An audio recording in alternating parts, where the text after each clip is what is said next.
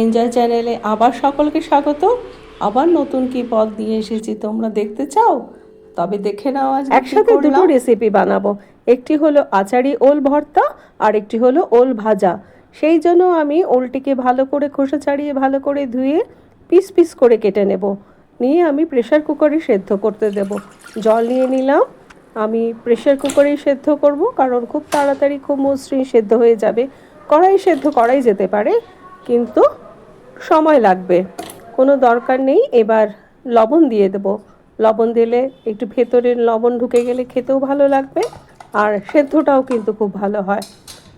ব্যাস, এবার আমি লিড দিয়ে দেব প্রেসার কুকারের। আমার 4টে হুইসেল হলেই যথেষ্ট। হ্যাঁ, হুইসেল পড়ে গেছে, আমি নামিয়ে নিলাম। হ্যাঁ দেখো, সম্পূর্ণ সেদ্ধ হয়ে গেছে খুব ভালো করে, একেবারে মাখনের মতো নরম হয়ে গেছে। দেখো, তবু আমি কাঁটা চামচ দিয়ে দেখিয়ে দিচ্ছি কতটা নরম হয়েছে। বোঝাই যাচ্ছে যে কতটা ভালো হয়েছে সেদ্ধ। এবার এর থেকে কিছুটা অংশ নিয়ে আমি প্লেটে তুলে নিয়ে ভালো করে মেখে নেব, চটকে নেব আচারি ভর্তার জন্য। খুব ভালো করে মেখে নিলাম, আর কিছু অংশ ভাজার জন্য রেখে দিলাম। মাখা হয়ে গেছে। এবার আমি কাঁচা লঙ্কাগুলোকে একেবারে ছোট ছোট ছোট ছোট কুচি কুচি করে দিয়েছি। দেখতেও ভালো লাগে, খুব ভালো করে মিশেও যায় ভাতের সাথে। এইবার হচ্ছে আমি কেন আচারি ভর্তা বলছি, কারণ কি, আমার এই যে গরমকালে এবার আম তেল আমি তৈরি করেছিলাম, এর মধ্যে আচারের গন্ধটা পুরো এসে গেছে। সেই জন্য এই তেল দিয়ে মেখেই আমি আচার ভর্তাটা করব। আমরা সাধারণত সর্ষের তেল দিয়েই মেখে ভর্তাটা খাই ওলের, কিন্তু এর মধ্যে যদি একটু আচারি তেল দেওয়া যায়, আম তেলের তেল দেওয়া যায়, এই স্বাদটাই পাল্টে যাবে। এটা একটা অন্য মাত্রা দেবে, অন্য রকম টেস্ট লাগবে।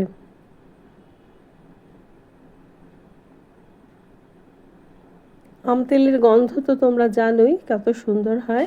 সেই জন্য তেল, কাঁচা লঙ্কা আর একটু লবণ দিতে হবে, কারণ প্রেসার কুকারে সেদ্ধের সময় যে লবণ দিয়েছিলাম সেটা যথেষ্ট ছিল না, আর ভাত দিয়ে মাখতে গেলে তো একটু লবণটা বেশি লাগবে, তাই আমি আর একটু লবণ দিয়ে খুব ভালো করে পুরো সেদ্ধটাকেই মেখে নিলাম। হ্যাঁ, করে নিলাম 4টে গল। সুন্দর 4টে বল হয়ে গেছে, দেখো কত ভালো লাগছে। হ্যাঁ, আমাদের 4 জনের জন্য 4টে গোলই যথেষ্ট। এইবার বাকি অংশটা নিয়ে নেব, নিয়ে এবার ছুরি দিয়ে ঠিক এই রকম চৌকো চৌকো করে পিস পিস করে কেটে নেব। এটা কিন্তু ভাতে করব না, আমার তো ভর্তা তৈরি হয়েই গেছে আগে দেখলে। এইটা হয়েছে পিস পিস করে কাটবো। হ্যাঁ, ঠিক এই রকম শেপের। যদি আরও বড় ওল নিয়ে পিস করো তাতেও কোনো অসুবিধা নেই, যার যেরকম পছন্দ। এটা আমি একদম সর্ষের তেলেই করব। সর্ষের তেলে শুকনো লঙ্কা ফোড়ন দিয়ে নিয়েছি। তোমরা যদি ঝাল বেশি খেতে চাও তো বেশি ঝাল নিতে পারো, একটু জিরে ফোড়ন অবশ্যই দিতে হবে। হ্যাঁ, এবার তেল আর জিরে হয়ে গেছে, এই ফোড়নটা আমি তুলে রাখবো আলাদা করে। এইবার তেলের মধ্যে ওই পিস করা ওলগুলোকে আমি দিয়ে দিলাম, ভাজা ভাজা করে নেব। সেই জন্য এর মধ্যে আর একটু লবণ দিতে হবে, দিতে হবে হলুদও। দেওয়া হয়ে গেল লবণ হলুদ। এবার এগুলোকে যথেষ্ট ভালো করে ভাজা ভাজা করতে হবে, একদম লাল লাল ভাজা ভাজা করতে হবে। এপিট এপিট উল্টে পাল্টে যেভাবেই হোক ভাজা ভাজা করতে হবে। এটি ভাজা ভাজা হলে তখন কিন্তু আর গলায় অনেকেরই কুটকুট করে না, যেহেতু এটা ভাজা হয়ে যাচ্ছে।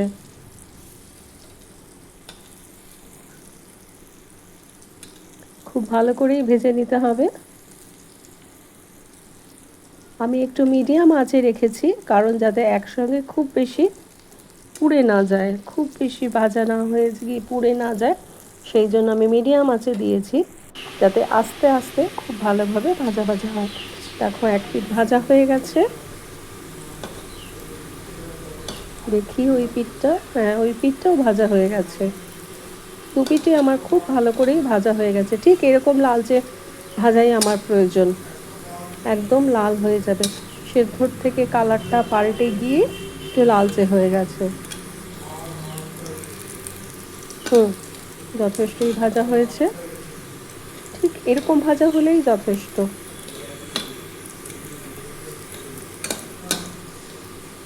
এবার আরেকটি প্রধান কাজ বাকি আছে, যেটা হলো চিনি। চিনি কিন্তু এর মধ্যে দিতেই হবে, একটু মিষ্টি মিষ্টি না হলে স্বাদটা বেরোবে না।